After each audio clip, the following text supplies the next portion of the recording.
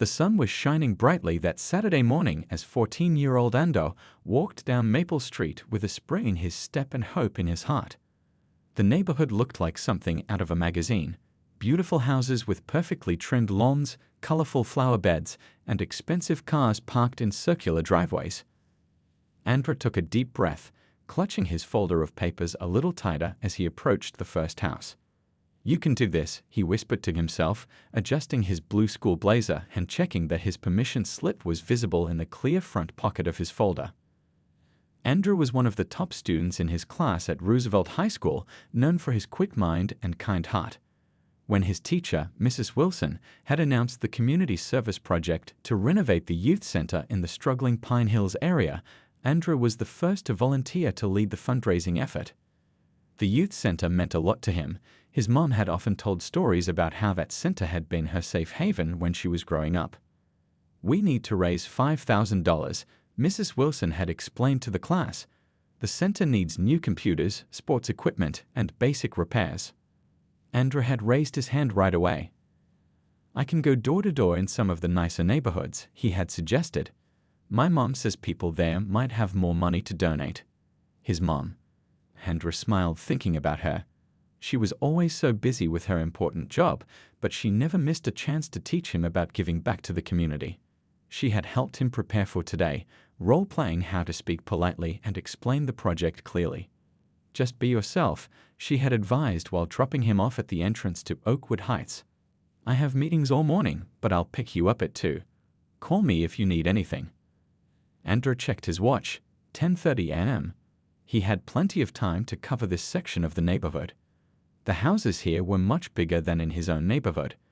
Some even had swimming pools that he could glimpse through the gaps between houses.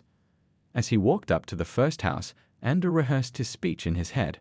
The doorbell echoed inside, and soon a friendly-looking older man opened the door. "Good morning, sir," Andrew said with a confident smile.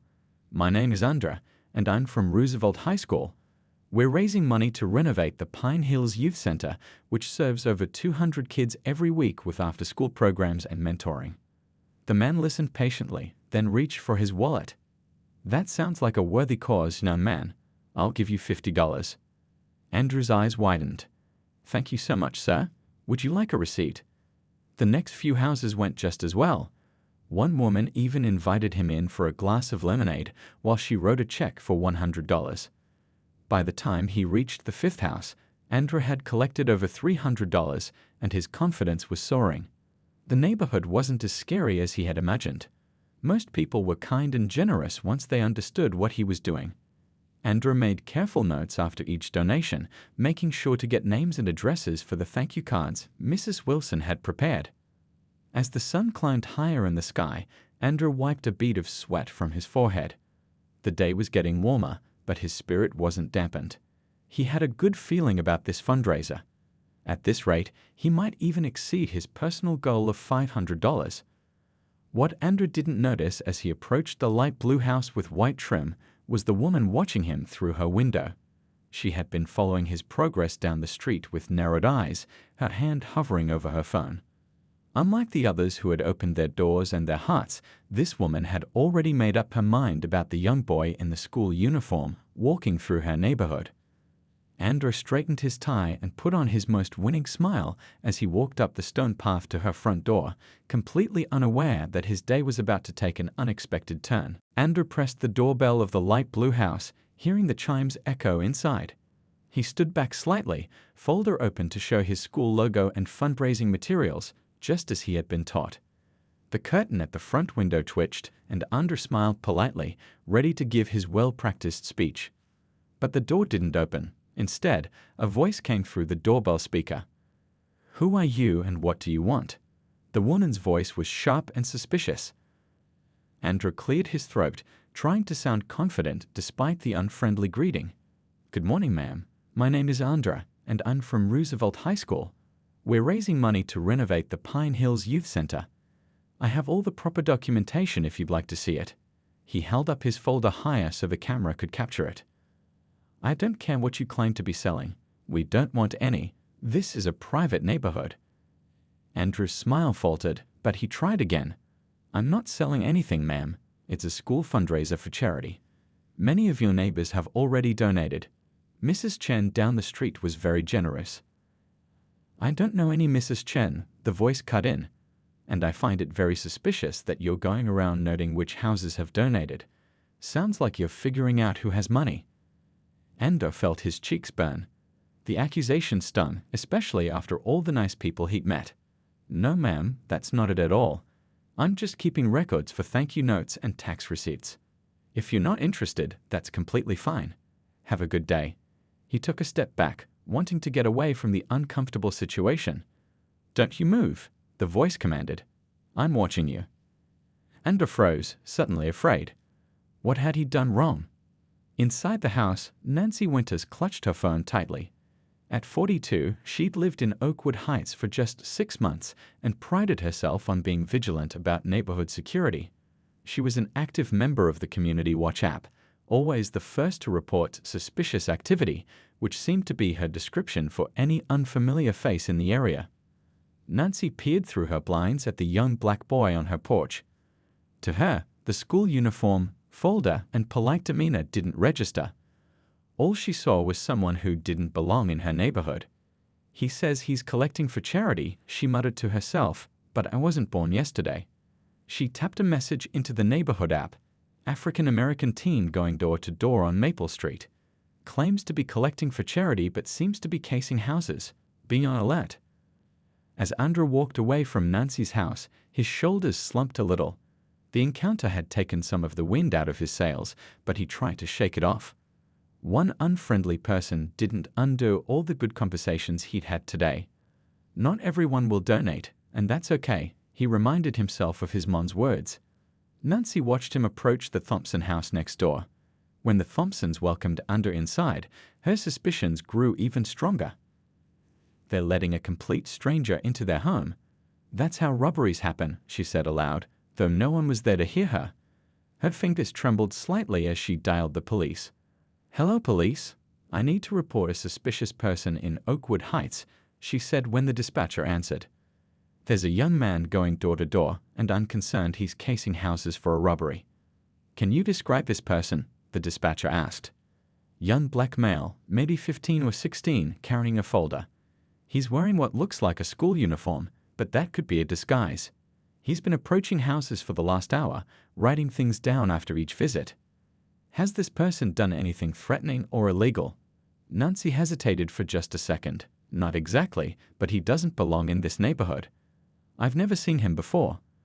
The Thompsons let him into their house, and I'm worried about their safety. You know how trusting old people can be. We'll send a patrol car to check it out, the dispatcher said. Nancy hung up, feeling a rush of satisfaction as she returned to her window to keep watch. She had done her civic duty. The neighborhood would be safe, thanks to her vigilance. What Nancy didn't know was just how much she would regret that phone call in the hours to come. Andrew left the Thompsons' house with a bounce in his step, tucking their generous $75 check into his folder. The elderly couple had been so kind, even showing him photos of their grandchildren while Mrs. Thompson wrote out the check. Such nice people, Andrew thought as he checked his collection sheet. He had raised over $500 now, already hitting his personal goal with several houses still to go. Maybe he'd reach $700 by the end of the day. He was so focused on his success that he didn't notice the police car turning onto Maple Street. The cruiser moved slowly down the road, the two officers inside scanning the sidewalks until they spotted Ando walking between houses. Officer Luis Rodriguez, a 10-year veteran of the force, was behind the wheel. Beside him sat Officer Keith Taylor, who had only been on the job for 8 months. As they approached, Rodriguez gave Taylor a sideways glance. Remember, we're just checking things out. The call said a kid in a school uniform. Let's not jump to conclusions. Taylor nodded, though his hand instinctively moved to rest near his belt. Got it. Just a welfare check. Rodriguez pulled the car alongside Andra, who finally noticed them as the car slowed down. The boy's smile faded, replaced by a look of confusion. Stay casual, Rodriguez muttered to his partner as he rolled down the window. Hi there, young man. Can we talk to you for a minute? Andrew stopped walking, his heart suddenly beating faster. He'd been taught to be respectful to police officers, but he couldn't help feeling nervous. What had he done wrong? Yes, sir, he replied, clutching his folder tighter against his chest. The officers stepped out of the car. Rodriguez approached with a friendly smile while Taylor hung back, surveying the area. I'm Officer Rodriguez, and that's Officer Taylor. Mind telling us what you're doing in the neighborhood today? Andra took a deep breath. I'm collecting donations for my school fundraiser, sir. Roosevelt High School. We're raising money to fix up the Pine Hills Youth Center. He carefully opened his folder to show his documentation. I have permission slips and everything. From her window, Nancy Winters watched the scene unfold with satisfaction. She had been right to call the police. They had arrived quickly and stopped the boy before he could cause any trouble. They'll sort him out, she thought, reaching for her phone to update the Neighborhood Watch app.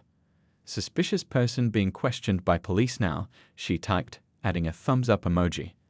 Back on the sidewalk, Officer Rodriguez was looking through Andrew's folder, noting the official school letterhead, the detailed records of donations, and the thank you cards ready to be sent. Looks like you're doing good work here, Rodriguez said, his tone softening as he handed the folder back. We got a call about someone suspicious in the neighborhood, but I can see you're legitimate. Andrew's stomach tightened. Someone had reported him as suspicious? After all the nice conversations he had, after all the people who had welcomed him and donated to his cause. Was it the lady in the blue house? He asked quietly, glancing toward Nancy's home. Rodriguez didn't confirm or deny, maintaining his professional demeanor. We're required to check out all calls, but you're not doing anything wrong. You have every right to be here for your fundraiser. Taylor stepped forward. Still, maybe you should wrap it up for today. Some people get nervous about strangers in the neighborhood. Andor felt a flash of frustration, but I'm not done. I still have more houses to visit, and the youth center really needs the money. As they were talking, more neighbors began to notice the police car. The Thompsons emerged from their house, concerned about the young man they had just welcomed into their home. 2 doors down, Mr. Rivera stepped onto his porch, watching the scene with folded arms. What's going on? Why are the police bothering that school kid? Mr. Rivera called out. Nancy peered through her blinds, feeling a twinge of unease as she saw neighbors gathering. This wasn't quite playing out the way she had imagined. The police weren't escorting the boy away, they were just talking to him. And now others were getting involved. She jumped when her doorbell rang. Through her security camera, she saw Mrs. Thompson standing there with a stern expression. As the situation on the street grew more complicated, no one noticed the sleek black SUV with government plates turning onto Maple Street, moving purposefully toward the small crowd that was beginning to form around Andra and the police officers. Officer Rodriguez was just handing Andra back his folder when the black SUV pulled up to the curb. The vehicle's tinted windows reflected the growing group of neighbors who had come outside to see what was happening. The police officers exchanged glances, instantly recognizing the government plates. Stand by, Rodriguez said quietly to his partner. The SUV's driver door opened, and a man in a dark suit stepped out, scanning the area with alert eyes. He spoke briefly into a wrist microphone before opening the rear passenger door. Andrew looked up, and his face broke into a mixture of relief and worry. Mom. From the SUV emerged a woman dressed in a tailored navy blue suit, her hair pulled back in a neat bun.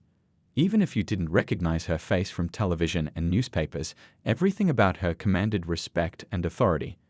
Governor Diane Johnson moved with purpose toward her son and the officers. The neighbors fell silent.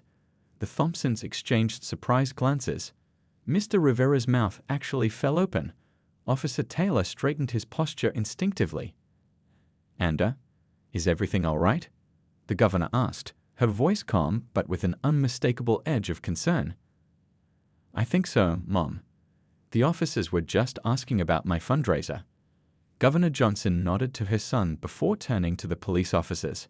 Her expression was composed, but her eyes were sharp and assessing. Officers, may I ask what's happening here? Rodriguez removed his hat respectfully. Governor Johnson, we were responding to a call about suspicious activity in the neighborhood.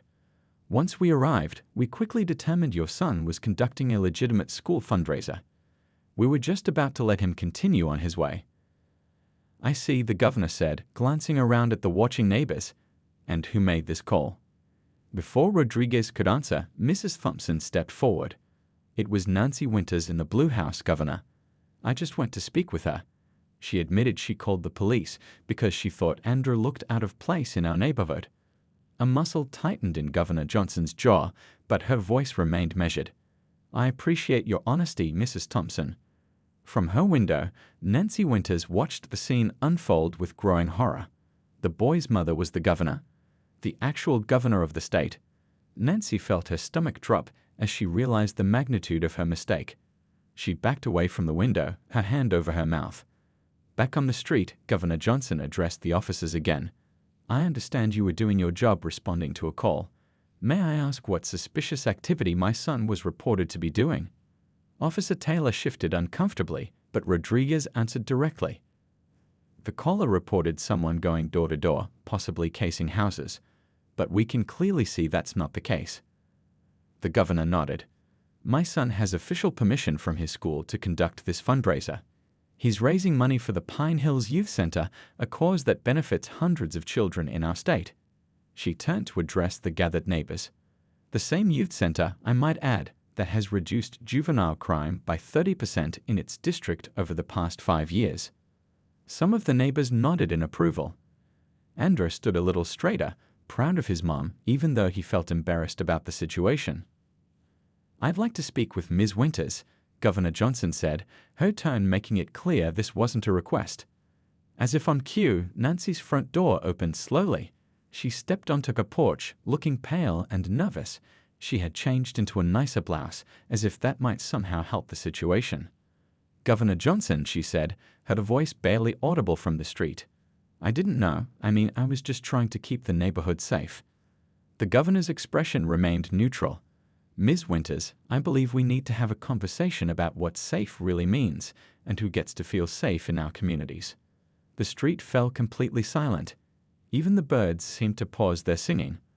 Officer Rodriguez cleared his throat. Governor, would you like us to stay or?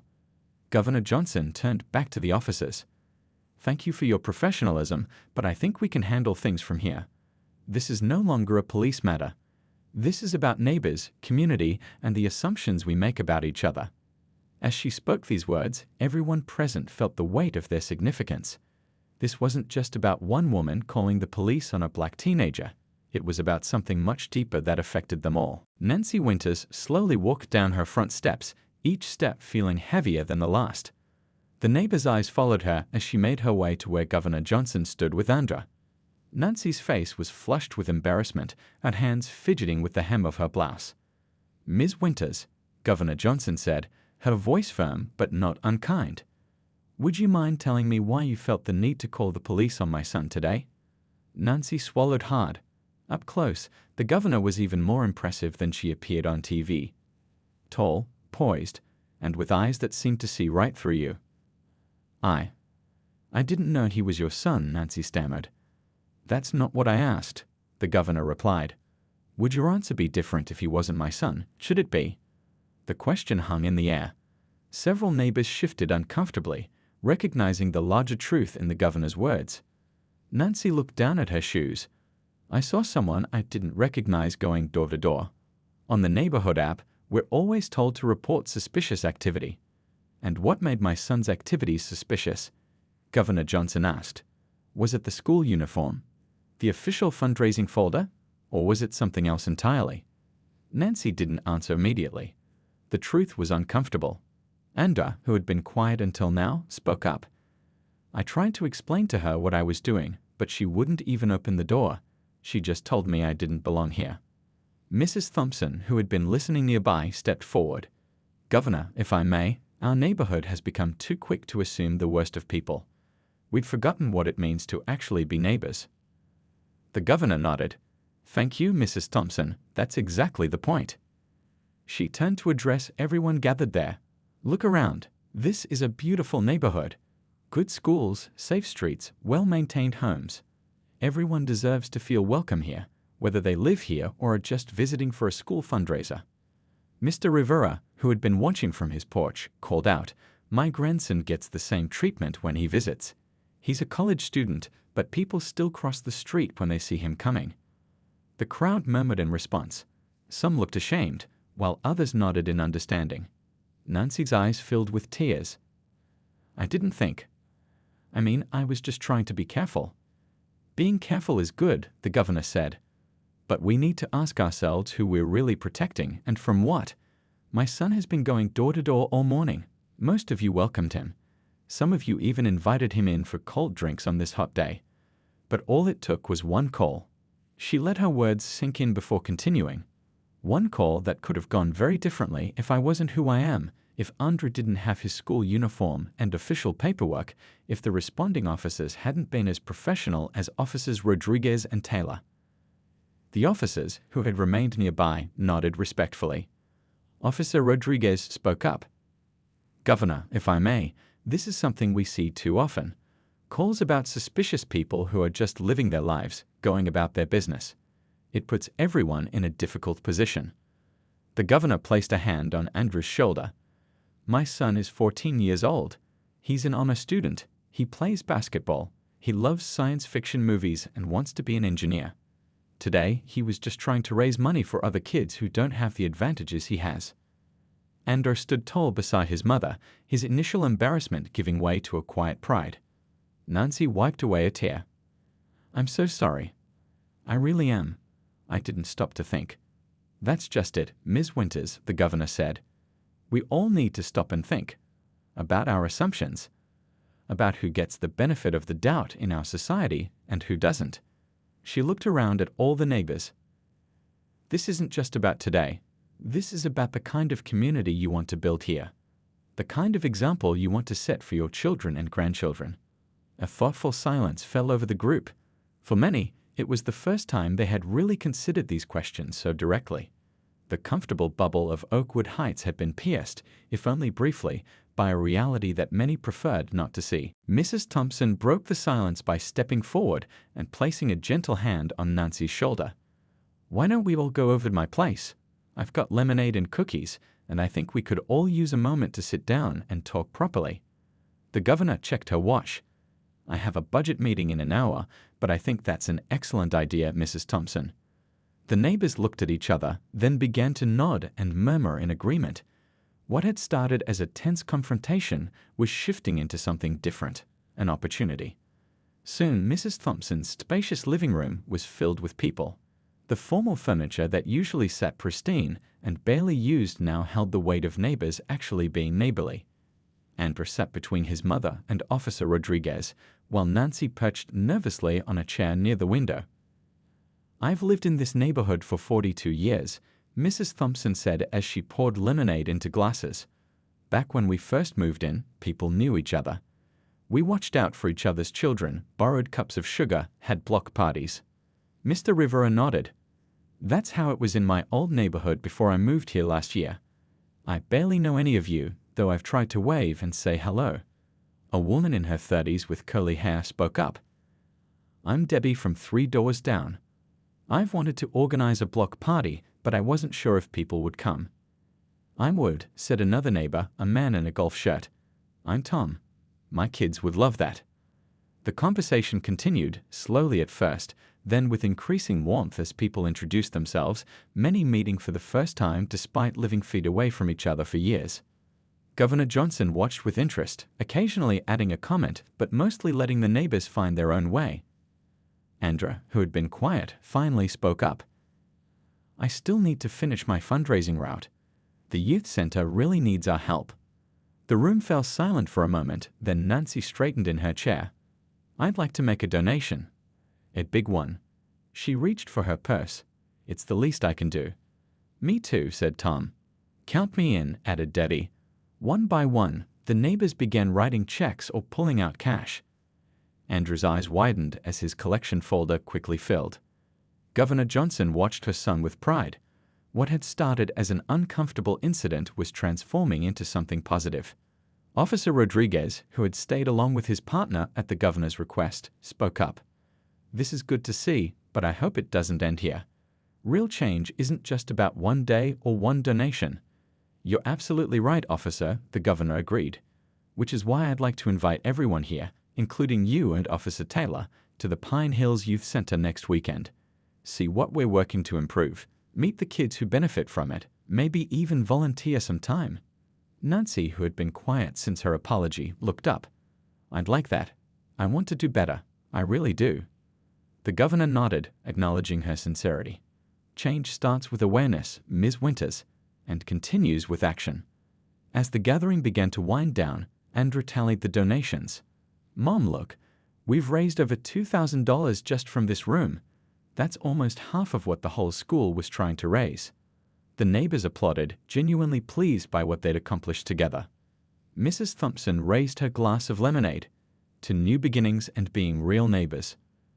And to Andra, added Mr. Rivera, for bringing us all together, even if it wasn't quite the way he planned. Laughter rippled through the room, tension fully broken now.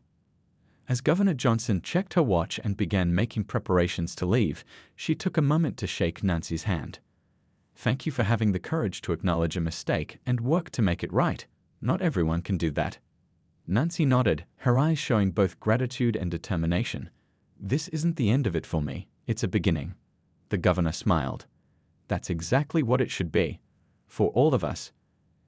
Outside, as mother and son prepared to leave, Andrew looked back at the house where neighbors were still talking, exchanging phone numbers, and making plans. Mom, he said quietly, sometimes good things come from hard moments, don't they? The governor hugged her son close. They do, when people are willing to learn and grow. That's how real change happens, one person, one neighborhood at a time. 1 month later, the Pine Hills Youth Center buzzed with activity. Fresh paint brightened the walls, new computers filled the study room, and the basketball court sported gleaming new hoops. Children of all ages moved through the building, their voices and laughter filling what had once been a run-down space. Andrew stood near the entrance, greeting visitors with a clipboard in hand. He had traded his school uniform for a blue t-shirt with Youth Center Volunteer printed across the back. His smile was wide as he checked off another name. Mrs. Thompson. Glad you could make it. The art room is right down that hallway. The elderly woman patted his arm affectionately. Wouldn't miss it for the world, dear. I've got all those craft supplies I mentioned. Behind her came Mr. Rivera, carrying a box of used but well-maintained baseball gloves. These should help with the sports program, right? Andrew nodded enthusiastically. Definitely. Coach Phil has been asking for more equipment. What had started as a simple fundraiser had blossomed into something much bigger. After that day in Oakwood Heights, word had spread quickly. Local news picked up the story, not as a scandal, but as an example of community transformation. Governor Johnson had made sure the focus stayed on the positive outcomes rather than the uncomfortable beginning. The Youth Center renovation project had received donations from across the state. But more importantly, it had received something even more valuable, people's time and attention. Near the new computer lab, Nancy Winters was showing a young girl how to use a coding program. Her face was animated as she explained, pointing at the screen and nodding encouragingly when the child got something right. Nancy looked up as Governor Johnson entered the room. The governor had stepped away from her security detail to tour the center, watching with satisfaction as volunteers and children worked together. Governor, Nancy said, standing to greet her. Lisa here just completed her first coding module. The young girl beamed with pride. Excellent work, Lisa, the governor said. We need more computer scientists in our state. As Lisa returned to her work, Nancy stepped closer to the governor. I never thought I'd be here every weekend. But these kids, they've taught me so much. The governor nodded. That's often how it works. We think we're the ones helping, but we end up learning the most important lessons ourselves. Across the room, Officer Rodriguez and his partner Officer Taylor were showing a group of boys how police radio equipment worked. The once tense relationship between the police and the youth center had evolved into a regular mentoring program. Outside on the basketball court, Tom from Oakwood Heights was coaching a game, his own children playing alongside the youth center regulars. Debbie was organizing a community garden in what had been an empty lot next door. Andrew joined his mother, watching the scene with a sense of wonder. Mom, remember when you said good things can come from heart moments? I didn't really understand it then. And now, she asked. Now I see it. That day could have ended so differently. But instead, look at all this. He gestured around them. People who never talked to each other before are friends now.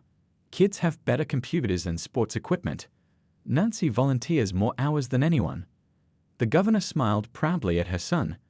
That's how real change happens, not through big speeches or fancy programs, but through people connecting with each other, one conversation at a time.